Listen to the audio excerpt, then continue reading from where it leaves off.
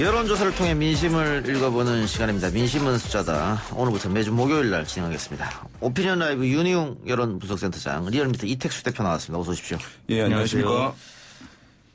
자, 이택수 대표가 네네. 나왔으니까 리얼미터 조사가 문재인 대통령 지지층이 과대 표집됐다. 조사 결과 신뢰할 수 없다.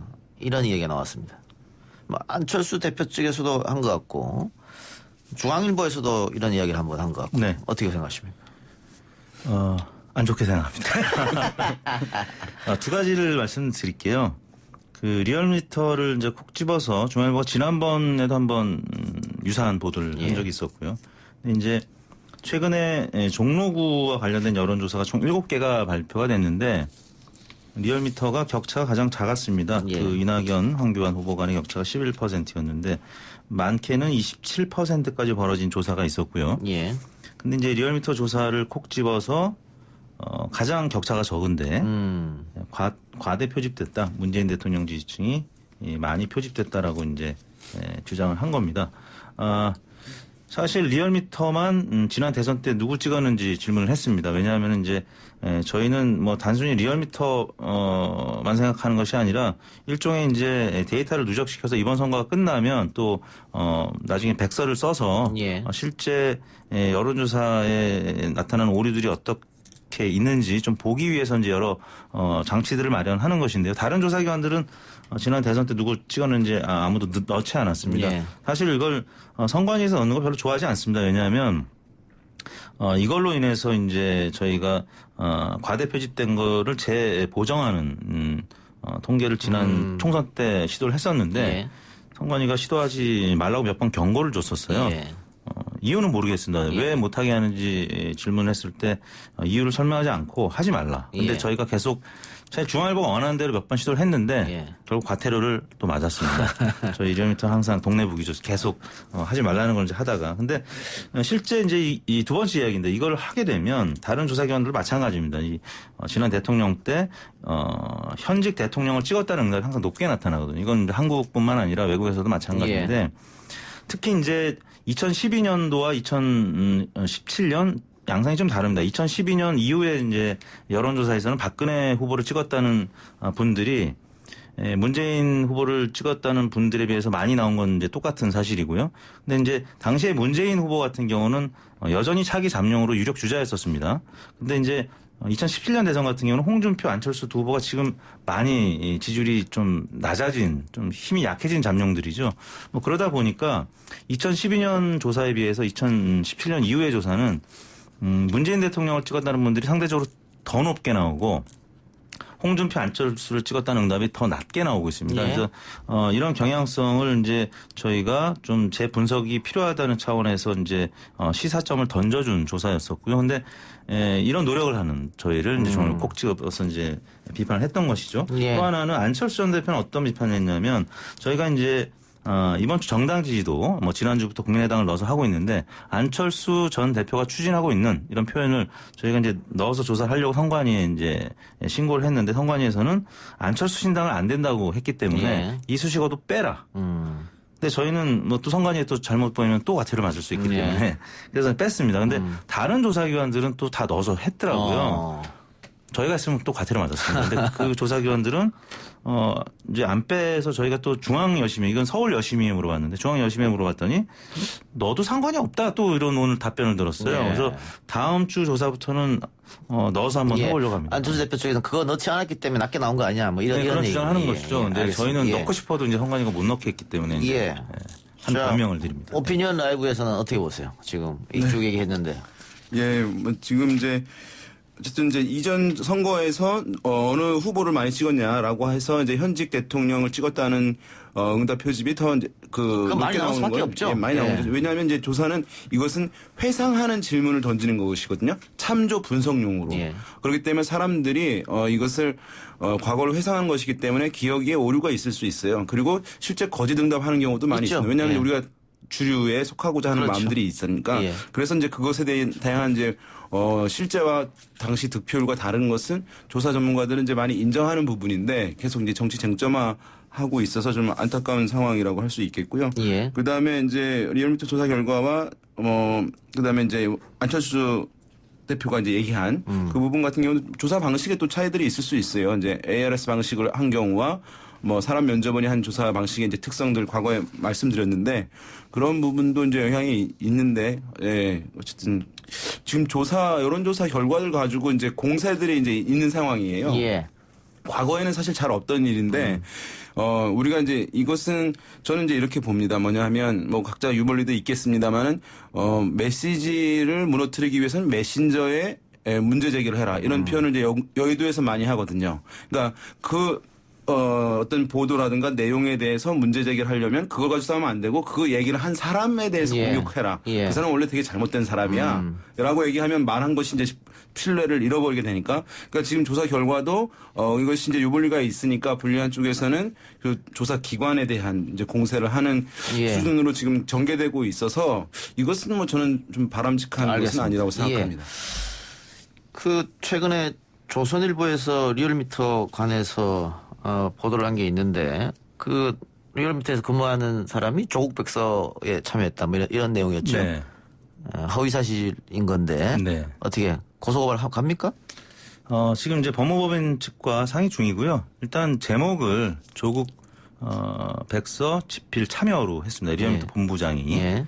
근데 이제 자세히 읽어보면 본문에는 참여하지 않았다.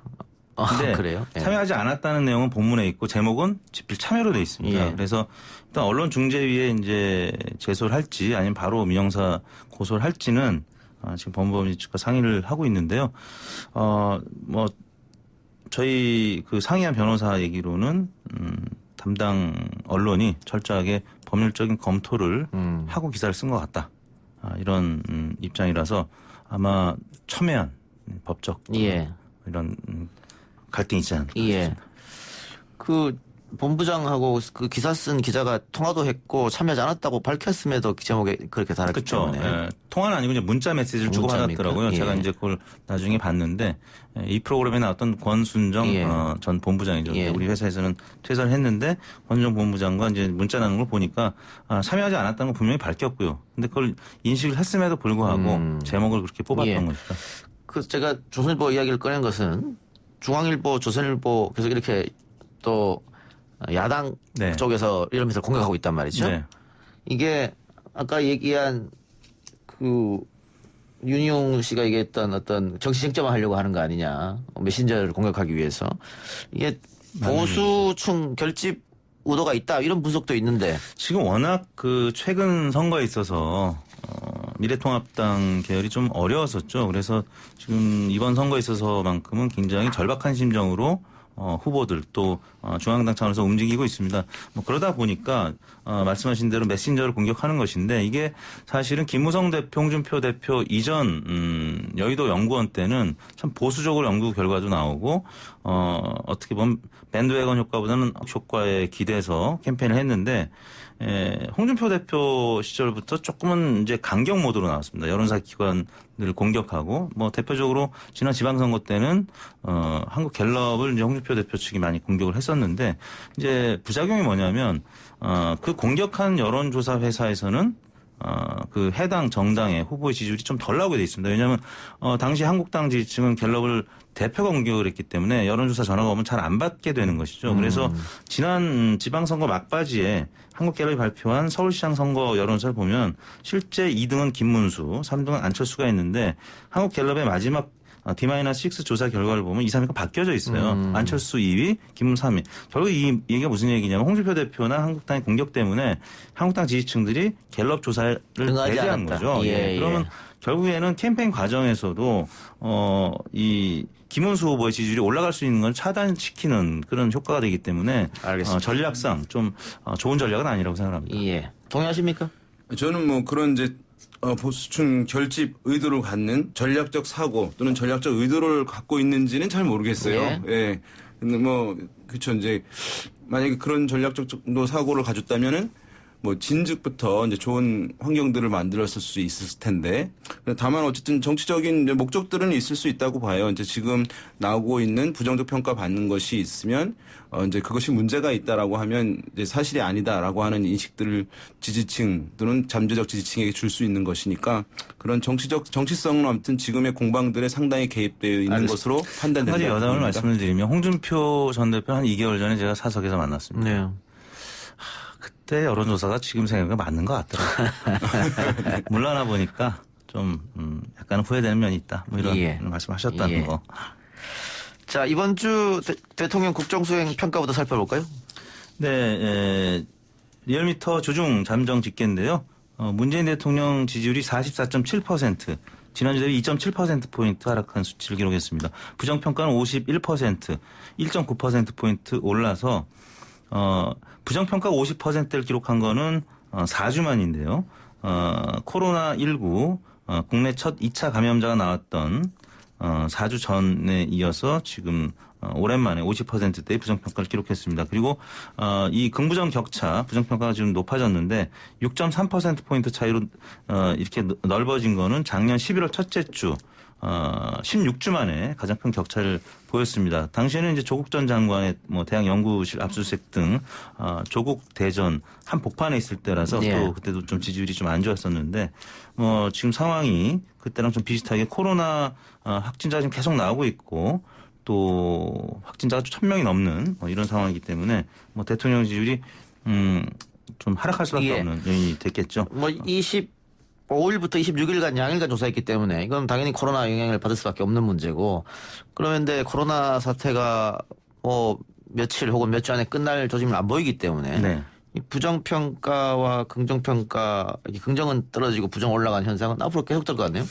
예, 이게 이제 보면은 뭐 정당 지지율 같은 경우에 보면은 이제 여당인 민주당 지지율은 또 떨어지지 않았어요. 예. 그러니까 그럼 같이 떨어져야 되는데 왜 대통령 지지율은 떨어지고 또 여당 지지율은 떨어지지 않느냐 뭐 이런 이제 지적이 생각하시는 분들이 있을 수 있는데 그 두 조사의 성격이 다르다는 것을 좀 아실 필요가 있어요. 여러 번 말씀드리긴 했는데 대통령 지지하십니까라고 묻는 게 아니라 최근에 일을 잘한다고 보십니까? 잘 못한다고 보십니까? 라고 묻기 때문에 예. 지금 발생하고 있는 어떤 사건, 어떤 이제 발언들, 어떤 행보, 국내적 상황에 따른 탄력도가, 그러니까 변화 가능성이 큽니다. 대통령 국정평가는. 그러니까 대통령에게 또는 정부에 또는 우리나라에 어떤 악재가 발생하게 되면 지금 그 순간에는 일을 잘 못한다는 평가를 정치적으로는 지지하는 사람도 할 수가 있는 것이거든요.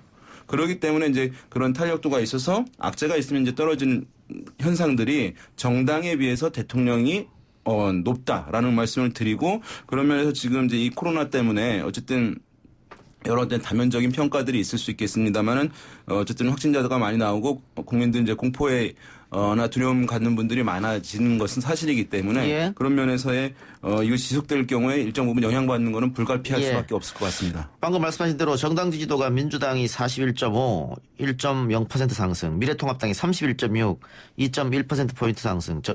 하락했네요, 미래통합당이. 네. 예. 그리고 민주당- 정의당이 4.4%, 0.3% 네. 상승했는데 이거는 어떻게 봐야 됩니까? 지지층이 결집했다 이렇게 보면 됩니까?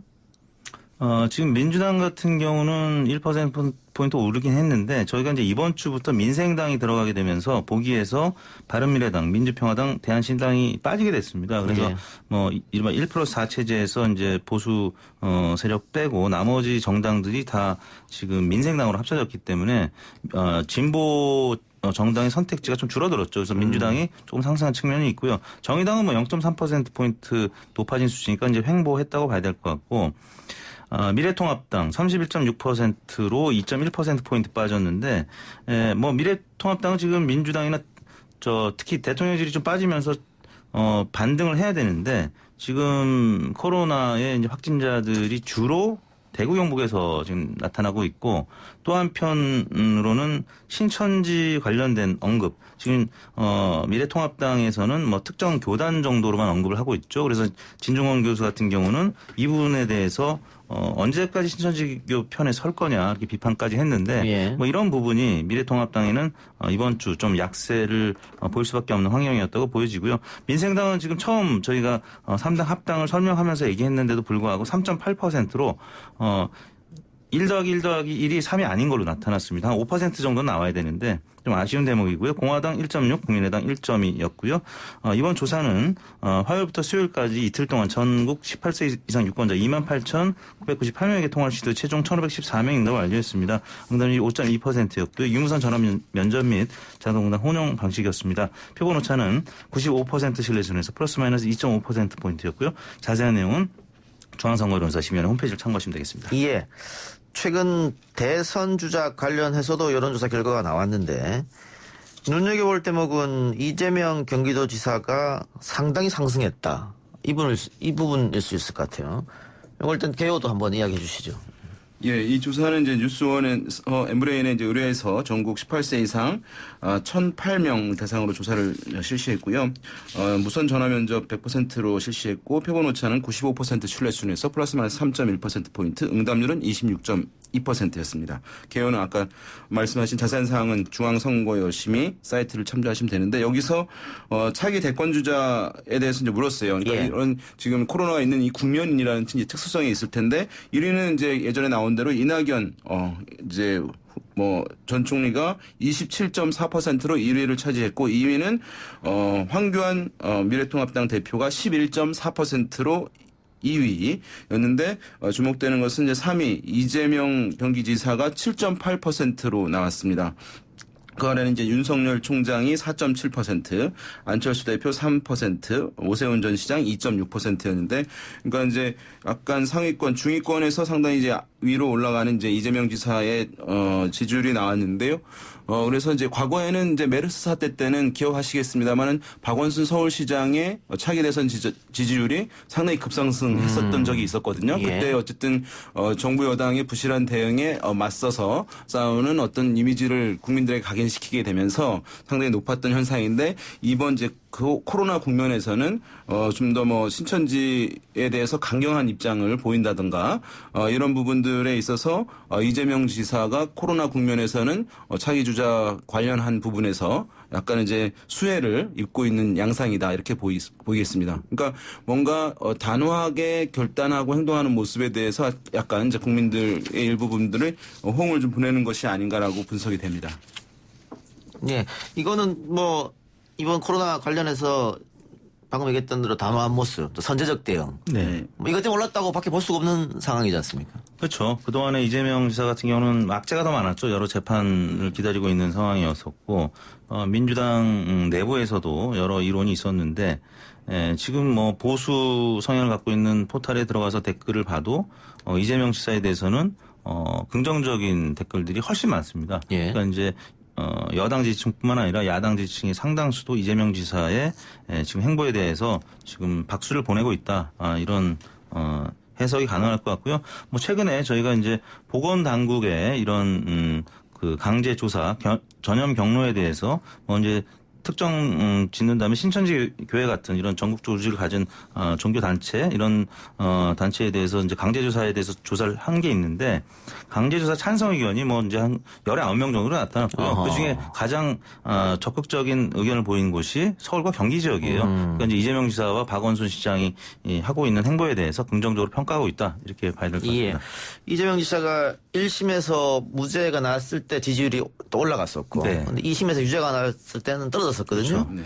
근데 이번 코로나19 사태와 관련해서 대처를 잘하고 있다라는 아마 지지층의 지지가 있었을 테고 올라갔는데 네. 만약 대법원에서 무죄가 난다면 또 상당 부분 지지율이 올라가는 효과가 나오겠네요. 그렇지. 제약되고 있는 부분들이 일정 부분 이제 거치는 것이기 때문에 지금은 이제 상당히 이재명 지사가 사실은 고정 지지층 이제 한 5% 정도는 꾸준히 가져왔던 상황인데 지금 어떻게 보면 이제 그러한 법적 논란 때문에 지금 이제 캡이 씌워져 있는 상황이라고 볼 수 있을 텐데 예. 다소 이제 그 재판의 결과가 이재명 지사 쪽에는 우호적으로 나온다면은 그것이 좀 개선될 가능성은 있어 보일 텐데요. 어쨌든 지지층이 좀 약간 전통적인 진보층에만 있는 건 아닌 것 같아요. 그러니까 뭔가 과단성 있고 결단성 있는 모습을 보이는 것은 그러니까 정치 자체에 대해서 좀 불신하는 사람들, 혐오하는 혐오하는 사람들, 그러니까 정치가 뭘 하지 못하는 것에 대한 반감을 가진 층들이 아마 이제 이재명 지사 스타일에 대해서 정치적 진보 보수를 떠나가지고 정치 혐오, 정치 반감층들이 또 관심을 보이는 측면이 있지 않나 이렇게 생각됩니다.